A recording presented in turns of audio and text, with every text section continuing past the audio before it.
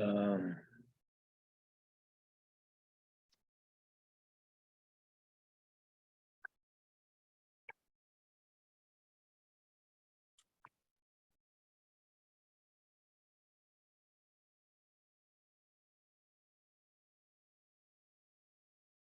all right, Austin's in.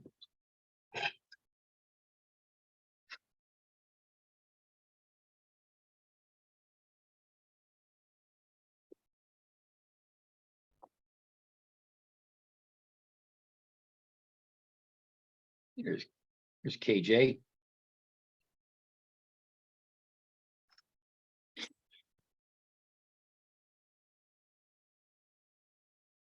All right. Good morning, everybody.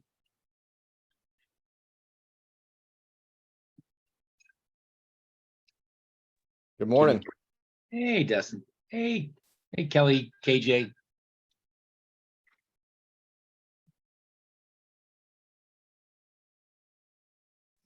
Hey, good morning. Sorry, I'm at the Y, so no video today. No worries. No worries. I'm Trying to multitask. I hear you. I'm on vacation. So I hear you. I'm just glad I got internet. So I think Luke and I were talking about it, and we're gonna have people jumping in, or maybe some will be on Facebook, not sure. But we're gonna roll. We're gonna get rocking. Y'all's time is valuable. Hope I got some more people jumping in. There's LP. There's LP. Good to see you, LP. Good morning. Good morning, everybody. Anthony, happy, welcome. Good All morning. right. Oh, all right. So we're going to go ahead and start again. We're recording it so people know. Quick thing for those of you who are listening. Are y'all getting emails from us with like, hey, here's the Zoom link after the recording and things of that nature? I feel like there's so many emails going around.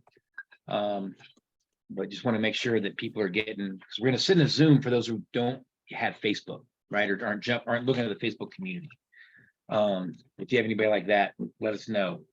I have people who still aren't getting the videos, and I just keep forwarding the podcast to them. They're not. They're not getting the podcast.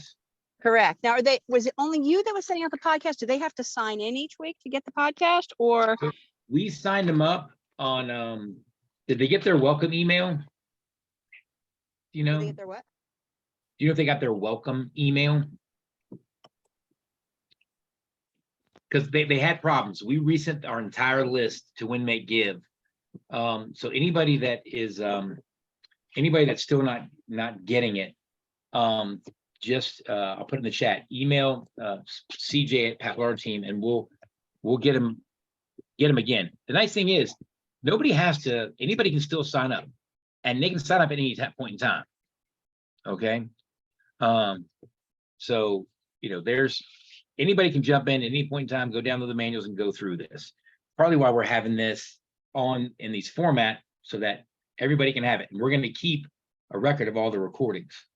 But send it there, and we'll resend it to Win, Make, Give as well. Okay. But they were having challenges with some people getting them, some people not. Like LP, did you finally start getting them, or are you still not getting them?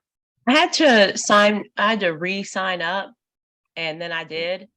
Okay. But I don't think I've been getting any emails from you guys as far as links to the Zoom. Okay. All right. So we'll get that. I haven't either, Chris. I've been getting the ones from the podcast, but not from y'all. All right, cool. So we'll I did get the forward one that. from Luke. I did get an email from Luke about the calculator, the retirement calculator. Interesting. All right.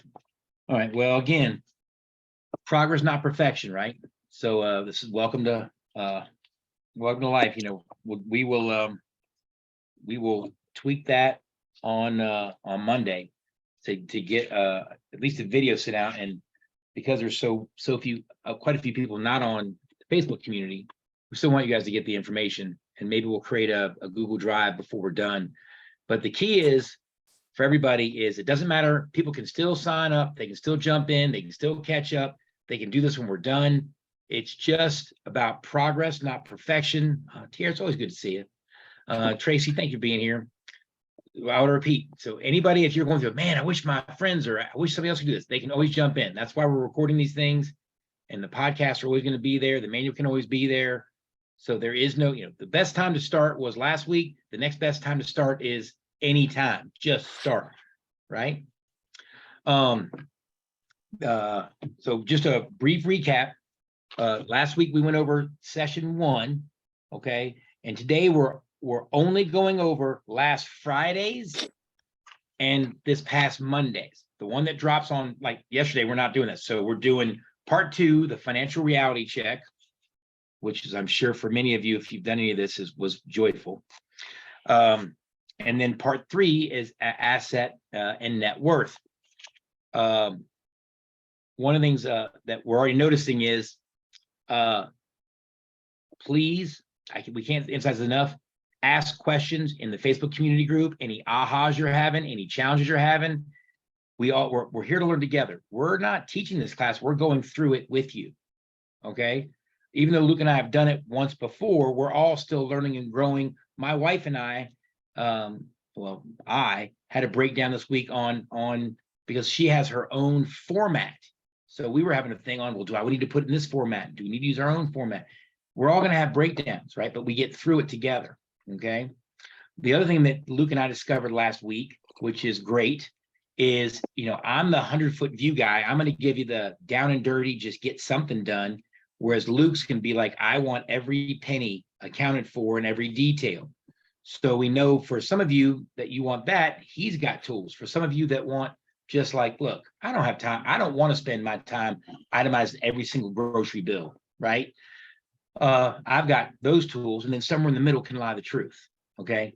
The key is just to have a starting point. Fair enough? Does that sound okay? All right. Anyway, so AHA for last week again, it was just defining wealth, the ability to do what you want, when you want, with who you want. And then once you know what that is, then it's okay. How? Now we're diving into the how. What's not in here, I do want to give you guys quickly and briefly, I mentioned it to my team this week, is I want to give you the ultimate success formula, okay? It's 4 parts that explains what we're doing, okay?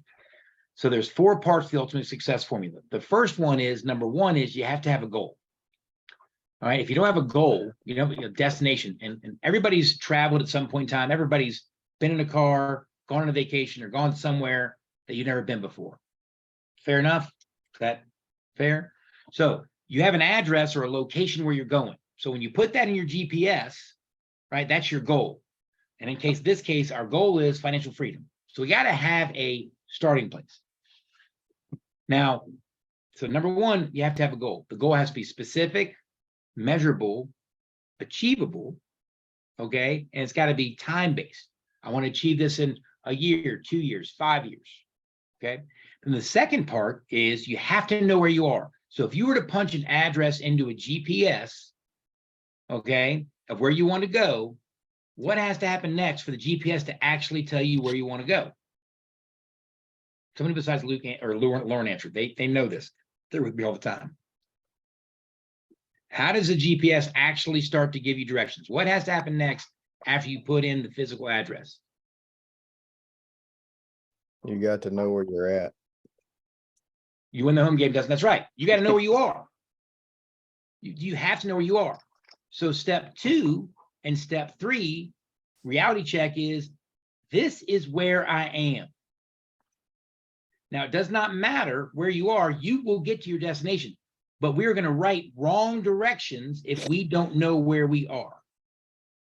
I don't care if you're in the middle, of the worst place in the world. As long as I know where you are, we can get you directions to get out to where you want to go. So just embrace the suck maybe of where you are, but knowing where you are is key. So number 1 is have a goal. Number 2 is you have to know where you are.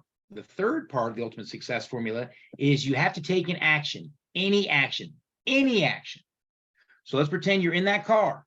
You're sitting in your car, your GPS, you put in where you want to go. You now know where you are.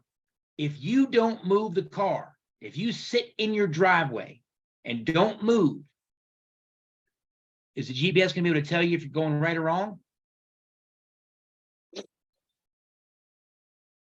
Come on, I need some energy, right? You gonna know? So what happens is if you pull out of the driveway and it told you to go left and you go right, you took an action, even though it was the wrong action, what's your GPS gonna do? It'll reroute you. It's gonna say, hey, hello, wrong direction. But I can't do that unless I take, so any action, doing this in any form, being on here, right? Just even acknowledging any action leads to a result.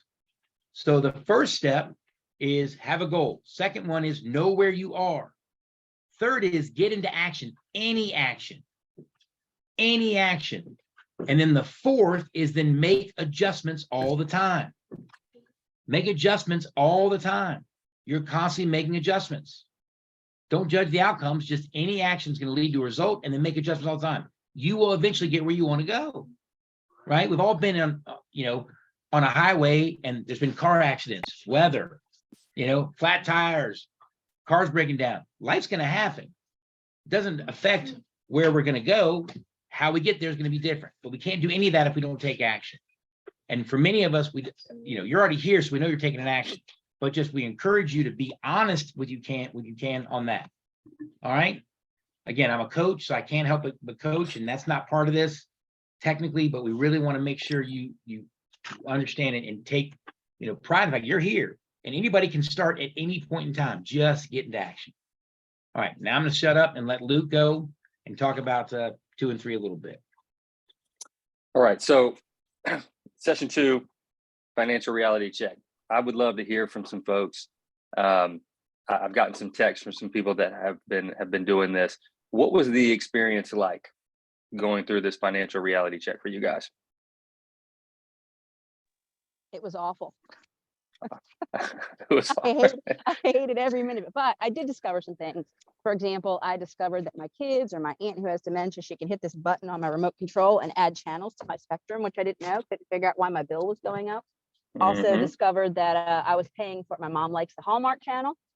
I don't know why, but she does. Anyway, I was paying for it twice, once through Spectrum and once through Amazon Prime. So I discovered lots of repeats and things I could cancel, and realized I had some old Spectrum boxes in my house. And if I returned them, that was $10 a month. That's $30 a month for those 3 stupid boxes.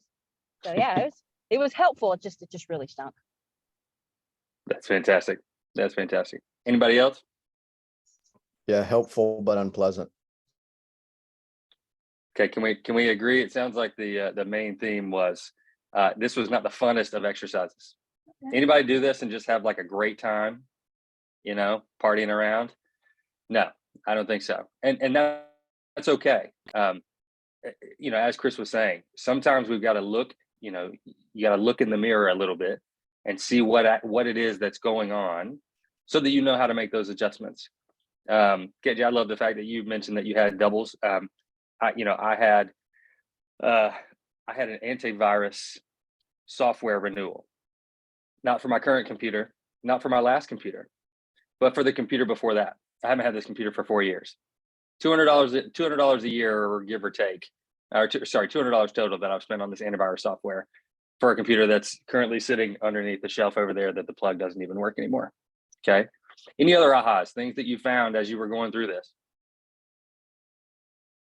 I'll be honest that I found myself wanting to do so many other things. Like I decided that this week I wanted to rearrange my living room and started that project, and then I realized, I'm actually trying to find other things to do to avoid this. So that was an aha for me. It was like, there's a reason why every time I go to do my finances, something else comes up, because I choose to let something else get in the way. So that was a choice for me, and kind of an aha moment, I guess. Ooh, good one. Oh, good one. That is Thank you, fantastic. Sean. Yeah. And that's going to be, that's a great aha, because, how many of us have done an exercise like this or some other exercise before and gotten uncomfortable with it, but gotten through it and then never did it again, right? We just want to avoid that pain moving forward. Chris sometimes will you'll hear him talk about current pain versus future pain, current pleasure versus future pleasure, right? So for some of us, going through this exercise was current pain, right? We had to spend some time and really look at some things that might not be as pretty as we wanted them to be in real life. But what we were doing, we were taking that current pain, and by doing that, we're setting ourselves up for future pleasure, right? Because we knew where we were and we know where we're at. Now, the other route is, I love that you brought that up, that we try to avoid it, right? Because what are we doing when we avoid those painful things we have to do and uncomfortable things we have to do, right? We're avoiding that current pain, and we're exchanging it for current pleasure, right? The current pleasure of not having to think about it, not having to do it. But what does that do for us long term? In essence, it just kicks the can down the road, right? And that monster becomes bigger and bigger and bigger until we end up in the future. What would be worse?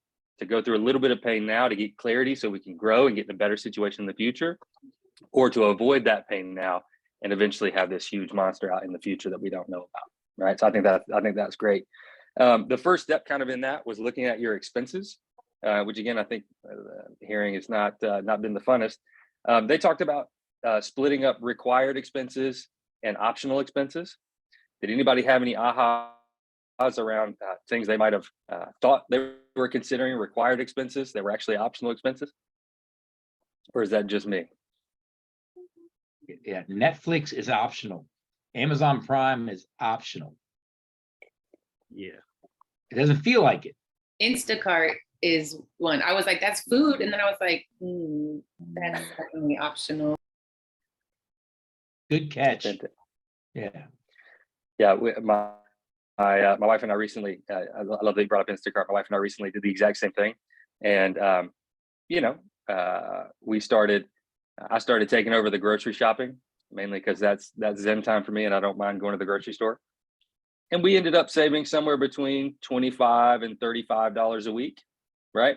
Which, doesn't sound like a ton when you're looking at that, but you extrapolate that over the course of a year. Think of how much extra money there may be for us. Let me ask you this, because I had an aha with Just by dropping, the loaf of bread is 10 cents more expensive, things of that nature. yeah. Other thoughts? Let me ask this. How many of you, when you're doing the exercise, you're like, what you heard was, I don't want to do this because I don't want to cut a bunch of stuff out. Because when you said like, what, thank you, Lauren, right? Because what I discovered yesterday was when you say, look, all it's saying is awareness, right? Know where you are. All right, highlight what is you have to have, and then highlight what is optional. And I can't tell you how many people texted me and were like, but I don't want to cut anything out. And I was like, nobody said the optionals had to be cut out. All we said was be aware of what is required and what you're spending that's optional. And it was amazing how many people thought we were saying, all the optionals got to go. No. Awareness has to happen. We have to know where we are before then you can make conscious decisions about what you want to do. Nobody said get rid of Instacart. Nobody said don't do this or do that. We're just saying be conscious about your expenses. Anyway, thanks. So Chris, I wanted to just say, I have an awareness, but I think the discipline to not overspend is what I have to work on. Mm-hmm. So that's something that, I know what's a necessary expense over something like you say that's optional. So I just have to discipline myself to not overspend. Okay, Anthony, thank you. But like, can we dive on that for 1 second? See, now you just said overspend. How do we know if you're overspending? What if you're not overspending? I'm saying, right? So one of the questions is, well, do you have more month left at the end of your money, or do you have more money left at the end of the month? If you have more month left at the end of the money, then yes, you're overspending. If you're not, then maybe you're not. So you said overspending, and I want to be clear. Wait a minute. Just be conscious that I want to spend. I get what I want out of spending it. Just be conscious. Don't assume you're overspending, right? Maybe you're not, maybe you are. Just, is this worth it? Or if I didn't spend that, is there a better reward over here? Trying to let you guys off the hook on stuff and not feel like, judgmental or bad. Like this, we were never taught this stuff, right? We were taught it. Yeah, that's a good point. I guess I could make better use of some of the money that I do, spend on certain purchases. Anthony, that's it. It's just, hey, like we talked about a guy on our team who spent, $3.50 a day on a cup of coffee. And all I asked him simply was, hey, at the end of the year, what would be more valuable? Having spent $875 on a cup of coffee every day, or having $875 to go do something else with? We don't even know what yet, but something else with. And it was instant. He's like, oh man, doing something else. Now that's just conscious. He wasn't overspending. He just wasn't conscious because that was just a habit he was in. Right. So, because looking at this isn't necessarily fun. Okay. But we want to just keep you out of a judgment of yourselves that, oh, I got to cut everything. No, please. Right. We're just looking for balance. Thank you. Yeah, and one thing I would add to that too is, a lot of times in our throughout our lives, we end up it's called lifestyle creep, right? So our lifestyle ends up just creeping up and up and up to where sometimes we have to stop and say, wait a minute, what exactly have I made a required expense for me, right? And actually look those things in the eye. And then moving forward, Anthony, I love that you brought that up. I don't know if any of you guys operated like I did at one point, where I would look at my statement and I would say, how much money did I spend total in the month, right? And as long as that was in the range that I felt comfortable with, I was okay. But some months that could mean we spent $400, $500, going out to eat, where we have a certain amount budget for it. Some months that could mean, we may have had, a yearly expense, say like an Amazon Prime expense or something like that pops up once a year. And having that clarity on, what are all the categories and what are the budgets in those categories can be super helpful moving forward. And as you look at it, they talked about your expenses, and then they talked about the debt tracker. This is where we list all of our obligations, liabilities, and debts, the minimum payments, and then the total balances. I will be the guy with the story here. When I first did this about 5 years ago, I sat down and looked at my list and thought, oh my gosh, I almost had a heart attack because of these obligations. We'll get into the net worth conversation here in a little bit, but again, looking at the reality of where you're at can be a very scary thing to do. Anybody have any ahas on either the debt tracker and then the current income section?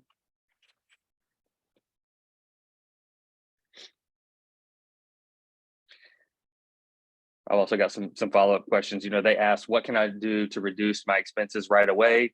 How much more income do I need in order to start saving more? What debts or liabilities should I be focused on paying first? Anybody think through those questions and have any thoughts?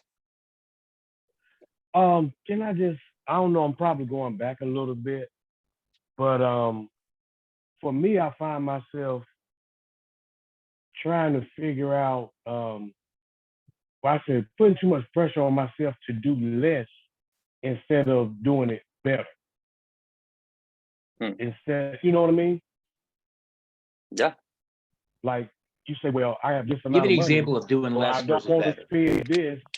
Like, let's say you have a certain amount of money, so you'll say, I'm not going to do this, I'm not going to do that, because I can use this money later for something else.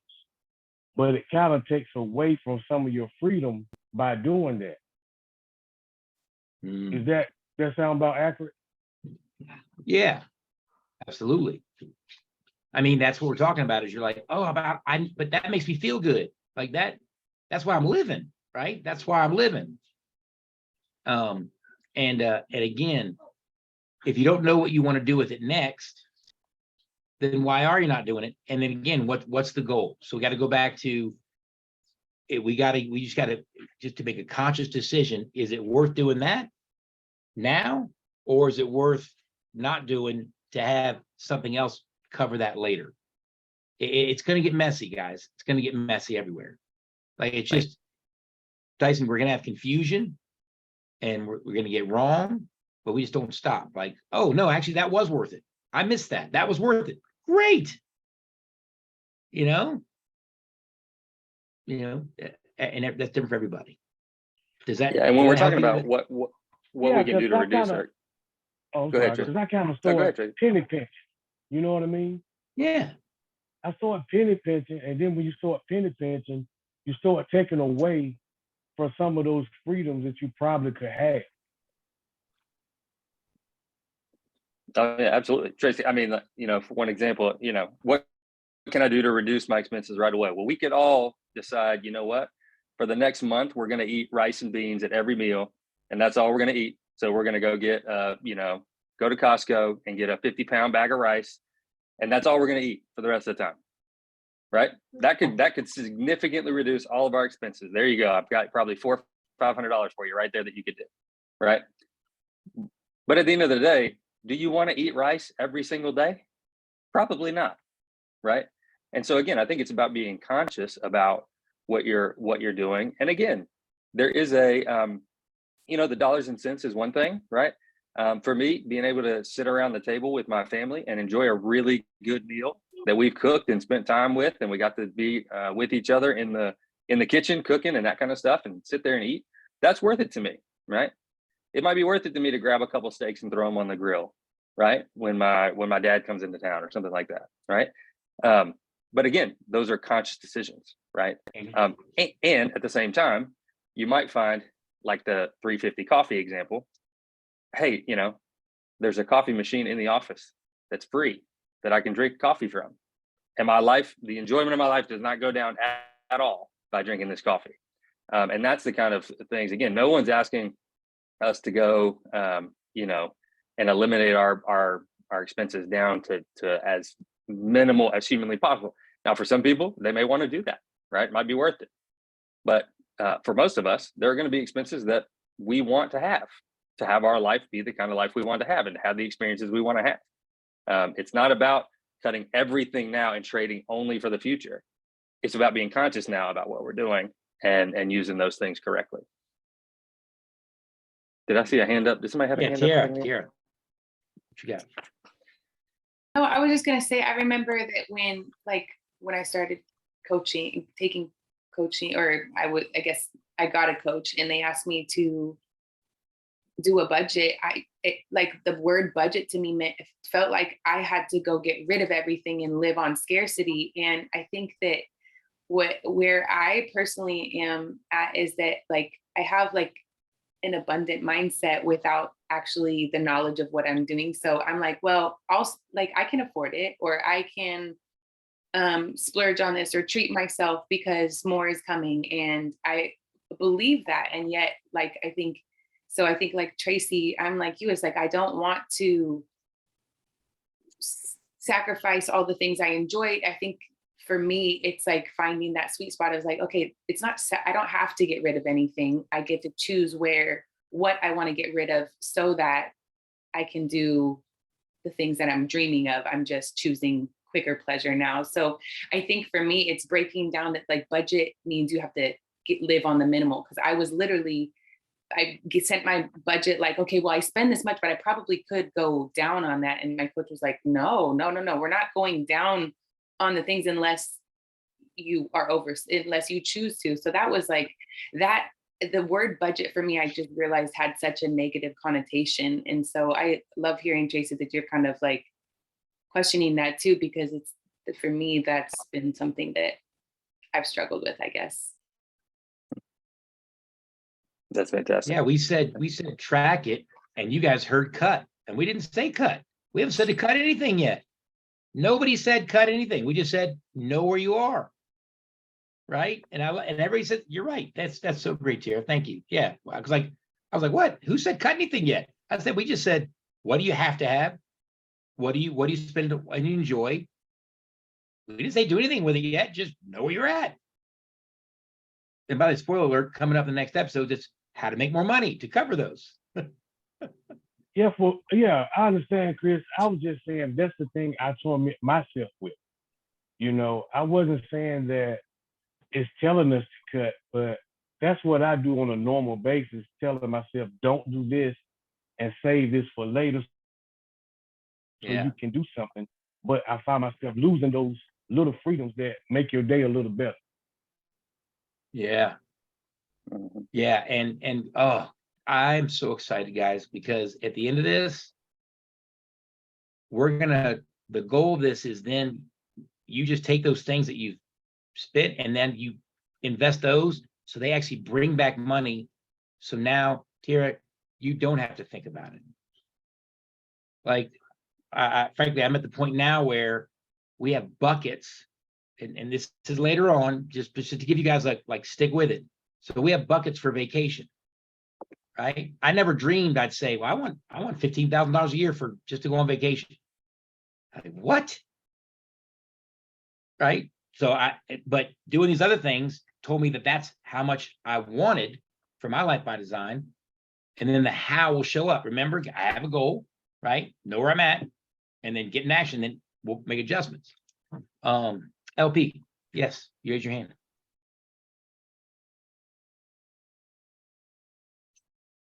I did. Yep, you did. I But- don't have a question right now. But seriously, guys, thank you. This is the mindset stuff we're talking about. Like, this is fantastic, right? And a lot of negative connotations. One quick question. Is anybody using the paper version versus the actual Excel spreadsheet? Because there's two versions. There's an Excel spreadsheet, right, that you can use constantly, or there's, paper. Anybody finding success with one or other or neither? All right. Any of the high detail people in the group using the spreadsheets? I haven't There we yet. go. It's Yeah, first and again, the math for you, right? I'm sorry. It's Freshie does the math for you, right? Does. Yes. It does. That works for me. Yeah. And I will tell you, the net worth tracker is worth doing on the spreadsheet Mhm. because it does all the math for you. Okay. It Yep. does the math for you. Yep. Yep. So Well, I sweet. Yeah. Go ahead.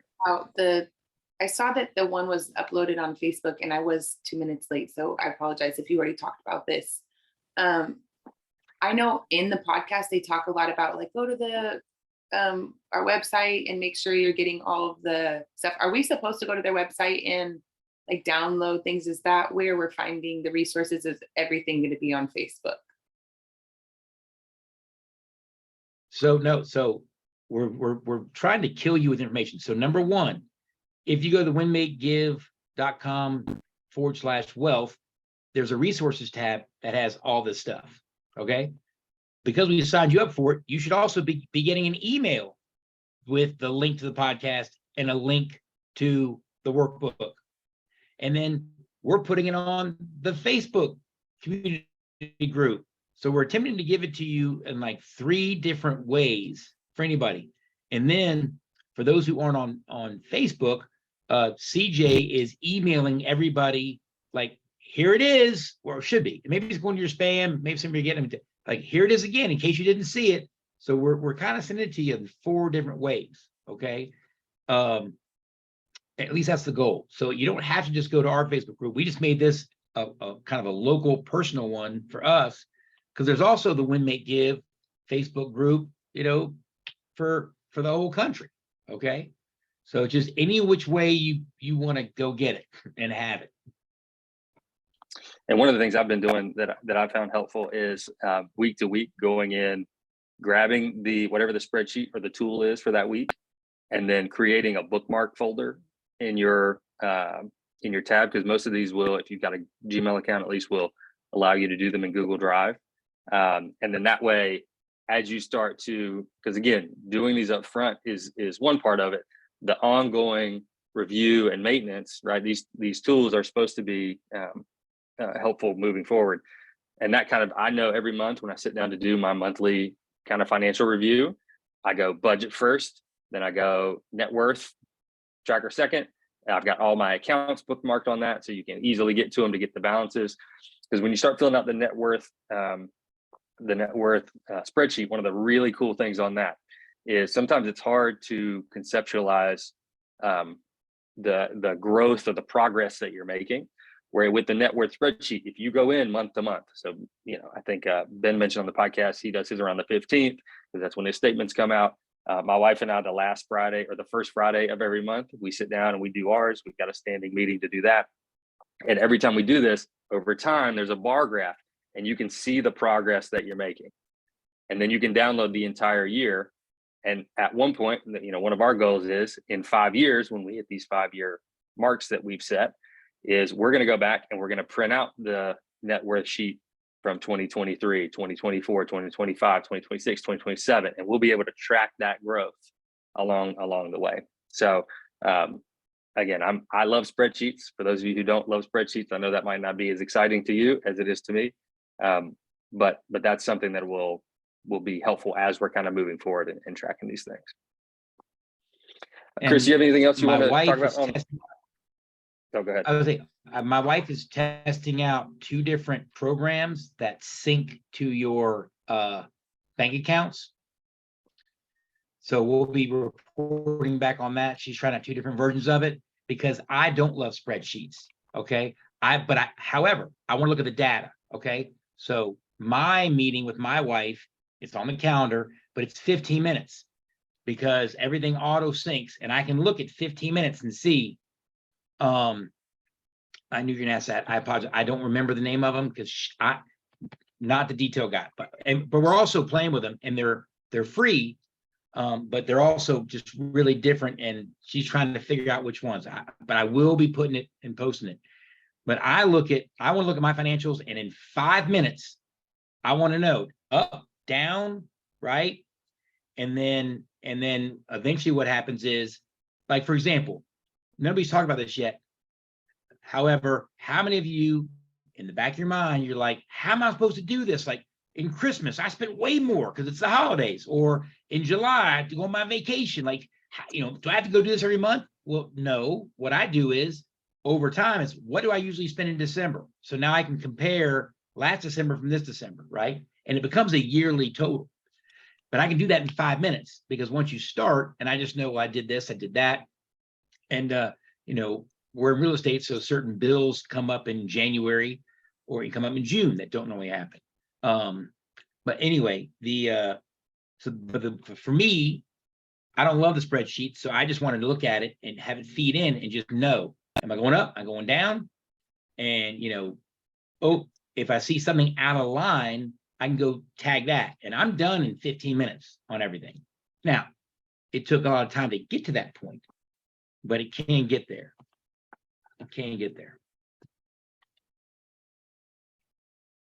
Awesome. Chris, anything from session 2 before we move on to session 3, talking about assets and net worth? The only thing you didn't mention in step 2 is, and we're not taking a lot of adjectives. Yes, that was it. That's one of them. YNAB. That's one of them. Thank you, dear. That is one of them she's doing because we do buckets. That is one of them she's using. That's one of them. Thank you. I got to ask this. Anybody in the negative monthly? You don't have to actually answer because credit card debt is insane in our country, which means we know most people are living beyond what they make. Right? Anybody like, woo, I'm bringing in this, but my debts are here. It's okay. That's how it works. Just knowledge, awareness is how we start. Okay. All right. No, I'm good. If anybody have any questions on section 2?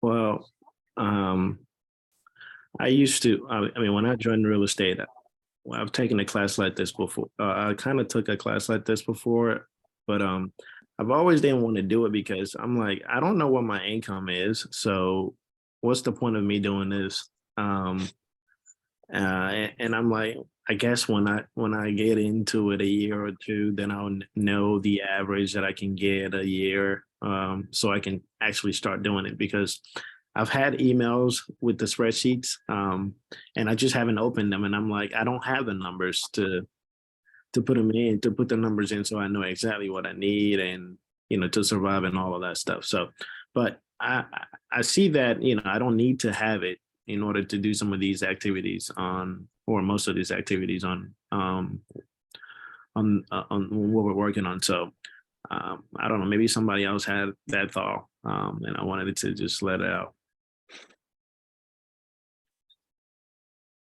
Absolutely Yeah. right, my friend. Absolutely right. Yeah, and the next one that dropped Friday is going to be talking about, okay, income. All right, how do we do it? Right? What are some ways, right, next? But again, if we don't know what we need and we don't know what we want, like think about that GPS pin, right? Then how do we know how much we actually have to have? And yes, Louis, you will eventually put yourself on a salary, right? And then everything above that becomes a choice. Okay. Okay. But you still have to know, right, how much you have to have. So yeah, you want to know how much you have to have, and then you want to know how much you would like to have, and then you want to have your dream number, right? And all they did right here was talk about, I have to have this, right? I got to pay my rent or my mortgage, or got to eat, right? And then then there's then there's the, as Tracy said, like the things that you enjoy. Man, I want to give those up. Okay, so then next will be how it's next, but we got to know where we are and what we want first. So I appreciate that, but I promise you, if you did this exercise, it would potentially motivate you more in real estate or commission sales or whatever, because then you know where I got to go. Right now, you don't have a reason to make it. Right. Anyway, does that help? Yes. Can't help thank you guys enough for sharing. This is great. All right, let's move on to the podcast that dropped Monday, talking about assets and net worth. This one, I would say, and I would love to hear kind of some other people's experiences on this. I would say for me, the first time I learned about assets and net worth, it was kind of a new lens on life for me. So, essentially when in school and whatnot, all we learn is you go to school, you graduate, you get a job. That's how much money you make. Here's what your bills are, et cetera, right? I don't remember ever learning about assets and net worth. Did anybody have a similar experience, or what were your experiences like now knowing there's a new number for some of us about our financial health, right? Had anybody ever tracked your net worth before? Nope. Anybody? No? I just did last year for the first time, and it started in the negative, and I actually did get it to like right around zero, which was really exciting for me. And it was a very much an eye opener, and I heard about net worth. I understood what I thought what net worth was, but I didn't have no idea how to calculate it or how to like look at what I actually have and consider as assets and calculate them up. So it's definitely, I feel like that's kind of where budgeting feels like you have a goal. It's like, oh, this is what the goal is. Like this number needs to be or not needs, I desire this to be in the positive. That's awesome. That's awesome. Yeah. Anybody else think along the lines of before they heard this, that the only value that we had is just the normal income that we bring in? Yes, and also the fact, I just grew up believing that I make the money and I put in savings, and when I need to if I need to get it from saving, I'll get it from saving. But the more money I have in savings, the more better off I'll be. But I learned that that's not how you grow and be well and get wealthy. So Louis, such a good one. Hey, real quick on that. So if you put your money right now in a savings account, all right, anybody know what the average savings account is giving you interest wise per year? is it less than 1%? Well, all right, 1%, right? All right, now watch this. How much is inflation? How many fingers you got? 10%? I So- think inflation is like 13% right now. Okay. So the average, if you take out all the highs and the lows, you average it out. Okay. The average inflation over time is between 4 to 5%.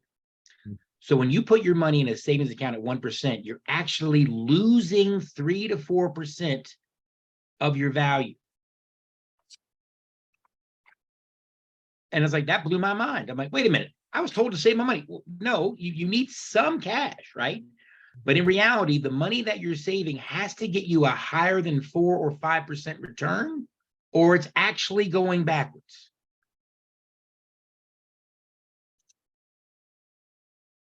So what's the You point of know, saving?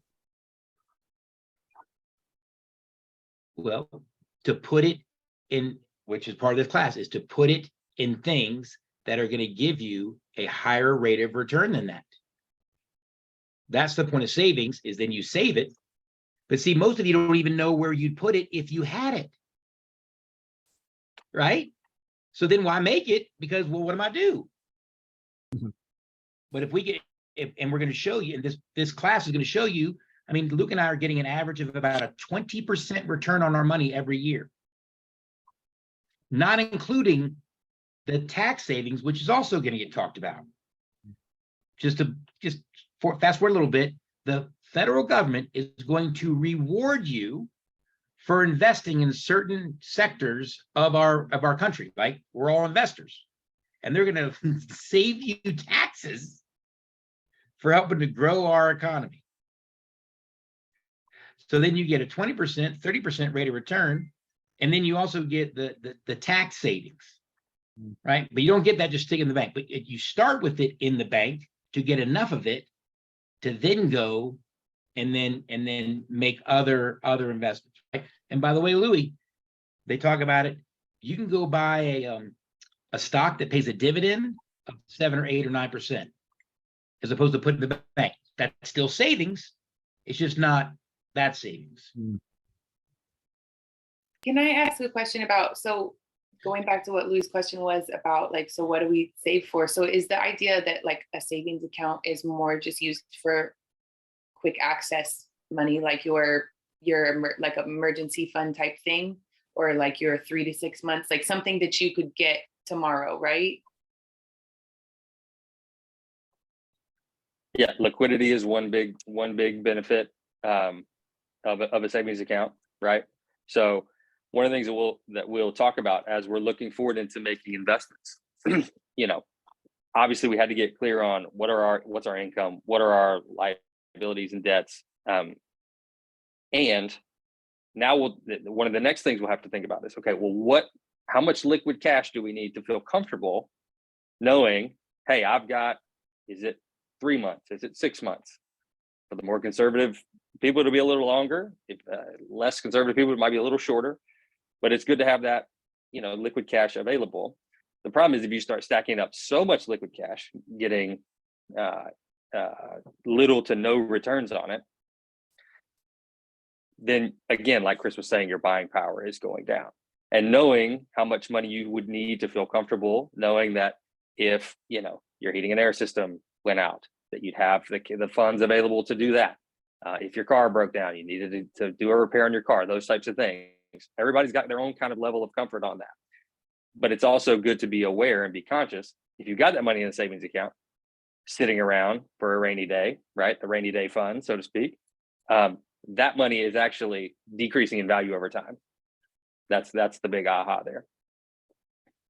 And this might be like a childish thinking, but I was thinking if I keep it in savings, it's gonna go, the value is gonna go down. So I guess my mind just went this way, where I'm like, how about I just take it as cash and just keep it in my house? But same thing will be happening if that happens. So I guess he just has to stay in savings just for saving. Well, and one of the things, again, you just said it there at the end. I think a lot, at least I did growing up, was savings was your safety, right? That's where you could kind of take a deep breath and like, I got enough money in savings. And investments, regardless of what they are, and we'll talk about some of them, regardless of what the investment is, investments always, in my mind, my connotation was that they had they were riskier, right? It was a risky thing to do, to take your money out of savings and put it into investments. And I think for a lot of people, for me especially, that was kind of my first initial hesitation about getting into investments, was if I take this money out and I put it somewhere, well, what if it goes down, right? What if I lose it, right? Investments in my head for a long time felt like going to Vegas and, putting $10,000 on red and spinning the wheel. However, one of the things that I love about the Well series, as we continue on, I know somebody asked in the Facebook chat, well, where do we put this money? One of the things about the Well series, it's going to talk to us about where to put money into smart investments that are actually over time very, very safe places to put your money. Now, that doesn't mean you're always going to have straight line increases, right? Again, number one on the 8 types of assets: stocks, bonds, equities, right? Anybody else got a stock account that they've kind of taken the app off the home screen of their cell phone because they don't want to look at it recently, right? But over time, right, over the long run, the law of averages, right, that those things are going to work out where you're going to get a higher return than what you would get on your savings account. So I think one of the mindset pieces we have to be careful of is that these savings accounts are kind of the only safe place to put money, right? So when Chris says we're getting 15-20% returns on money, right, that's because we're looking for investments that will bring those kinds of returns, and we're looking for places that are, again, long-term, over time. If you're looking at them as a long-term investment, safe places to park your money.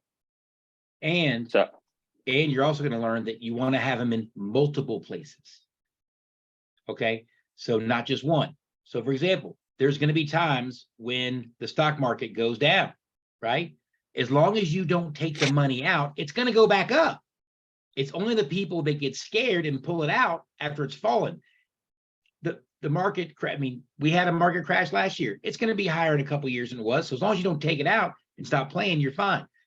Real estate, seriously, we're going to have an insane dip in real estate and values. But as long as you don't take it out and don't have to take it out, it's not going to matter. Over time, it will eventually still go up. Okay. And this is great. You guys are getting confused. Like, I don't know where to put it. You're not supposed to yet. Right. But we got to know where we are first. And great. I'm excited the fact that you guys might have some money. Please understand, when Luke and I started years ago, I was almost $400,000 negative net worth. Okay. Like, and you think, to y'all's point, like, what does it matter if I save $3.50 on a cup of coffee? $8.75 over the year? I'm not going to make a dent. And it's just not true. It can switch. It just takes going slow and figuring out, right? It really does. Chris, Chris, I'd be really curious to hear. So the 8 types of assets, out of those 8, if you can go in the chat, I'd love to hear it. How many of the 8 did you find that you had after going through that exercise? Mine was 5, by the way. Yeah, mine's 5 4. of the 8. Yeah, mine's 4. Anybody else? So we got a 4 there. That's good. Yeah. So thinking about, okay, well, here are our types of assets, right? These are assets that anybody can have. And when, again, remember back to session 1, what was one of the things about a wealth plan? It's a diversified plan, right?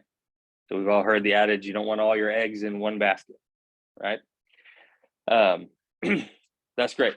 So looking at the assets there and net worth, your net worth tracking. So again, we're gonna I would really, really recommend at least get in and play around with the spreadsheet. Yeah, we got a 3, we got 4, we got 4. That's fantastic.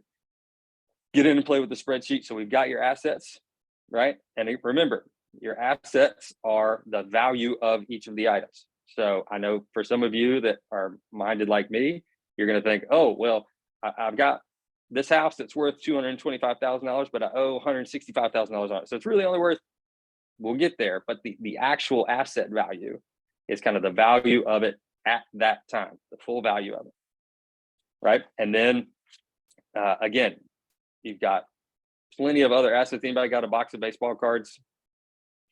When I was growing up, my dad had a box of baseball cards that I was always very tempted to open, and I never opened them. So I get kudos for that. I got my parents' stamp collection, by the way. Right? There was these things that stamps, people used to actually mail letters all over the world. Really, it was a thing. Yeah. Yeah. So we take down all our assets, take down all of our liabilities, right? And those assets minus those liabilities equals your net worth. And when we're clear, because I had confusion with this some folks, and I want you guys to please start putting these things in the community chat, like in Facebook, if you don't mind, to help everybody. So I had somebody already do the math, and they own their house, and their house is worth 300, but they owe 240. So on the asset page, they only put down the 60,000. I'm like, no. You put down the total asset value. It's worth 300. On the liability page is where you put the mortgage for it. Okay. You don't just put the current because that's where the magic happens is, well, you're paying down the mortgage each month. So you're going to increase your net worth as you pay down the mortgage. Not to mention appreciation. So they were just trying to put down just like what they thought this stuff was worth, minus the liability. No, that's why you have full value, full market value on the asset side. And then the liability side is where whatever you owe. Because you're also going to be learning that there is good debt. Right? There's really good debt. A tenant paying down your mortgage is great debt. Okay. Anyway, just want to get clear on that. Sorry, Luke. So no, that's great. One of the last exercises here in the workbook was to think about creating a net worth goal. Okay. So for some of us, that's going to be, to get to zero, right? To get to even. For some of us, that's going to be, hey, I want to get, halfway up my negative. Some of us I want to get from 0 to a positive number of some sort. I would love to hear, and Chris, I'd be happy for you to speak to this too. How does even thinking about creating a goal around net worth change the way you think about the goals for your finances?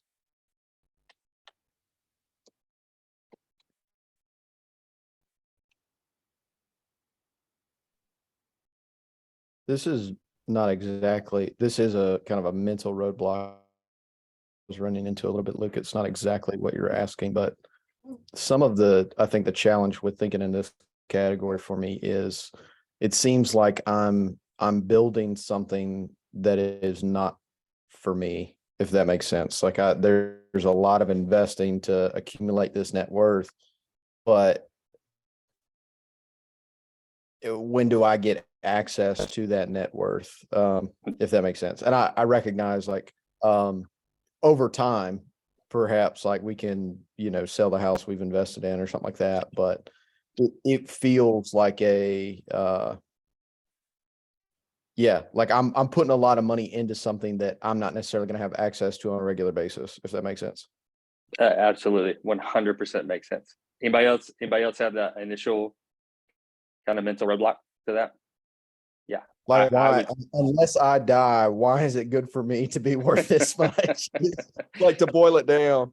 No, that's a great point. And again, so let's think about this for a second. And I so want to jump to yesterday's, because that's one of the things, because the answer can be both, right? The answer can be, yes, I'm investing in these things, I'm growing my net worth, and my net worth is also paying me, right? And it's going to be both. By the way, it actually is both. Okay. But to your point, I think this is where, again, as far as a reality check on your finances, how many of us said, what's your goal in your finance? I want to make $100,000 a year, right? I want to make $150,000 a year. I want to make $250,000 a year. Okay. Well, that's great. But what happens if all of a sudden you can't work? Then what? Right?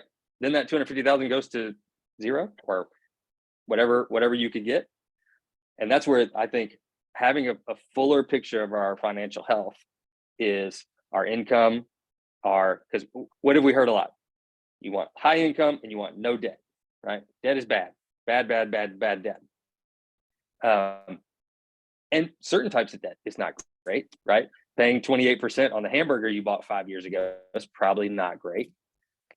But as Chris was saying, right, one of the beauties of certain types of assets is you get to watch as the value increases, the liability decreases, and how much you actually have from that increases. And for me, I'll go ahead and kind of play my cards. It's still really hard for me to set a net worth goal. Really, really hard for me to do that, because I can get the income minus liabilities, how much I want to have left over, how much I want to invest. All that seems pretty easy to me.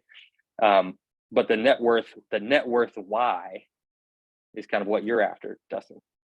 I think it's still difficult for me, because I have to think, okay, with this net worth, I want the net worth number. Why do I want that? What do I want my assets to be paying me? Right? Because again, remember, what are we after? What you want, when you want, with whom you want. Right? And so again, some of us last week, I'm the detail guy, remember? And for me, sometimes the net worth goal is, I don't quite know. And that's uncomfortable for me, by the way, if you haven't figured that out. So yes, we will get to growing your net worth is also a part of growing your income, right? And there will come a point where when the value of your assets goes up, because here's the other thing too. So for example, I was telling Chris, we use real estate examples a lot because that's kind of the fishbowl that we're in.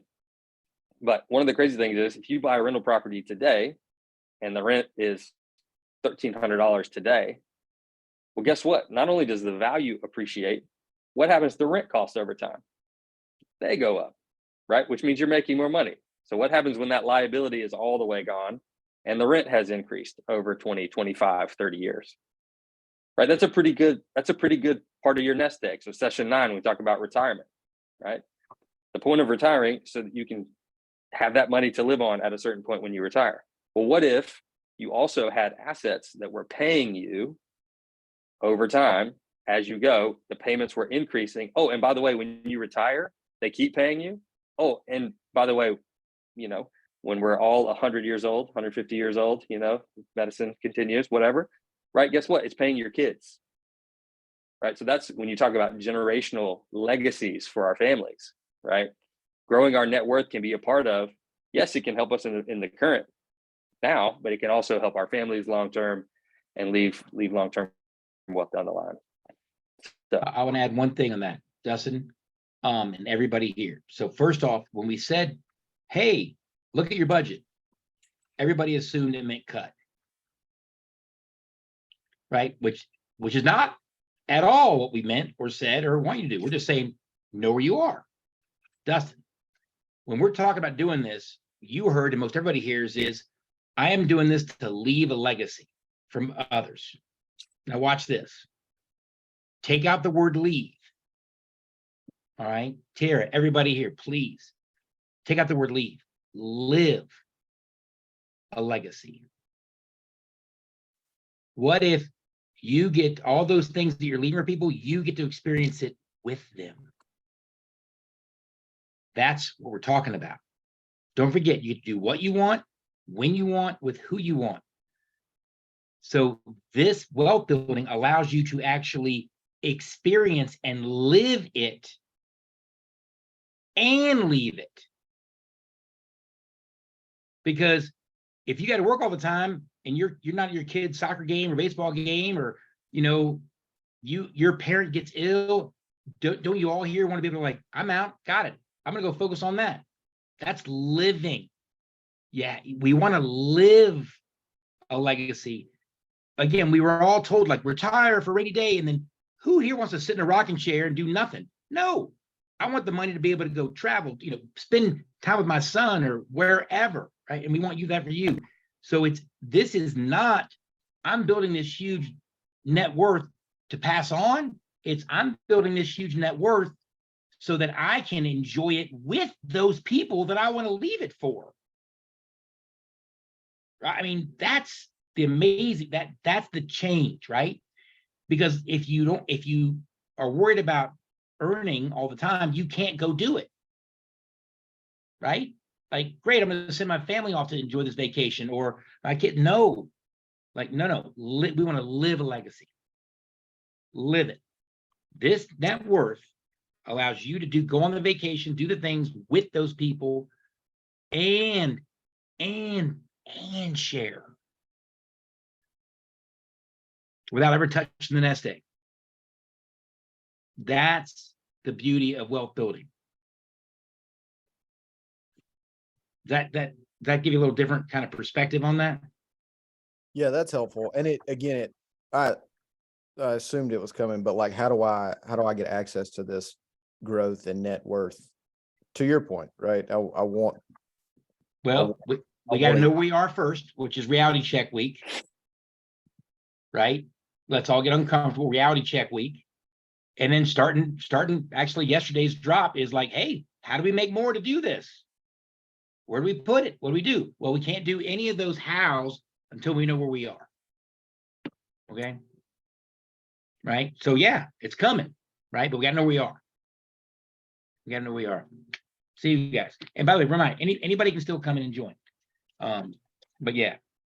Yep. All right, guys. Well, this was fantastic. Chris, you got a question? Drop. Oh, yep. Go ahead. Oh, well, excuse me. The only thing I was gonna say is, it's a scary thing because growing up, we were trained a certain way. We were taught a certain way. So now you at a point where it's a shift in your mind, trying to figure out how to get on that page. And like I got my cousin on this same call with me, and we grew up a certain way. We were taught the same things. And now when we have our conversations, we're trying to figure out how we can move forward to live this legacy together as a family. So it's kind of scary because when you get to a certain age, you start looking at how much time you got left. And how can I get this done in this amount of time and enjoy it too? So that's kind of where I'm standing on it, because I want to live the legacy, but the mindset change is becoming kind of scary to get there. Thank you for sharing. Crazy, I can, and I'm saying this, I can promise you, and I don't promise much, okay? You are no more than 5 years away from that. Everybody grossly overestimates what they can get done in one, which is why it's so scary, because you're like, you want it now, right? People grossly overestimate what they can get done in one. You seem so far from it now. And we have example after example after example. I mean, this is a fundamental. People grossly overestimate what they can get done in one, and they grossly underestimate what they can get done in 5. Things happen gradually, and then suddenly.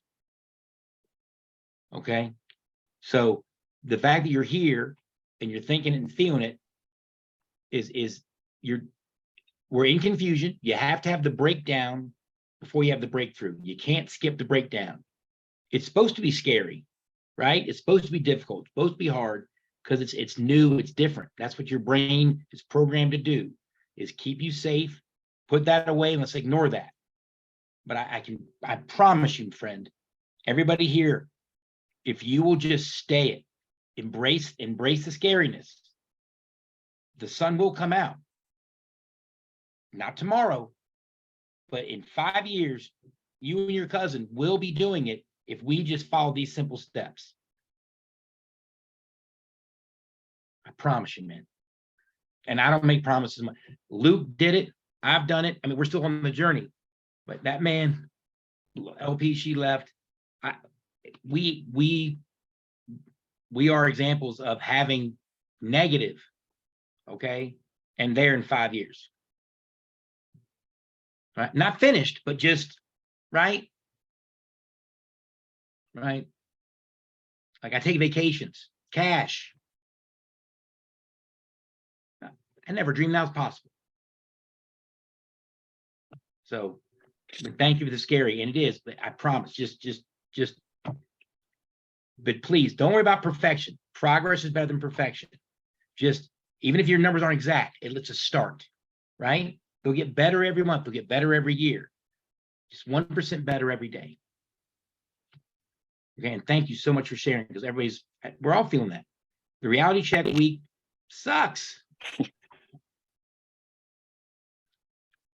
But I promise that the tools are going to keep coming, and we're here to help. And I will repeat, share these things in the community chat on these things, so that because everybody else is feeling it.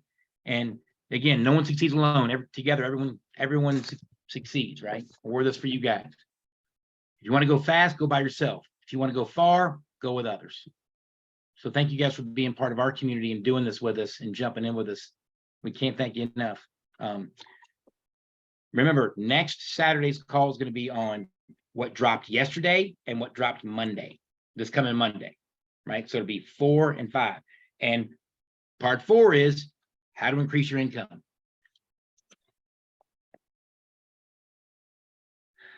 All right. Thanks, Luke. Thanks, Chris. All right, Appreciate guys. it. Thanks, Luke. Thanks, Chris.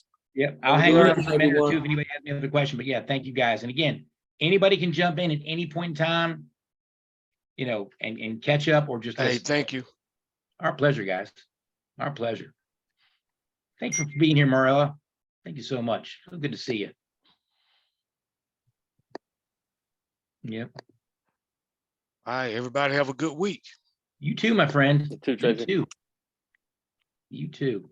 All right, I'll stop the live recording.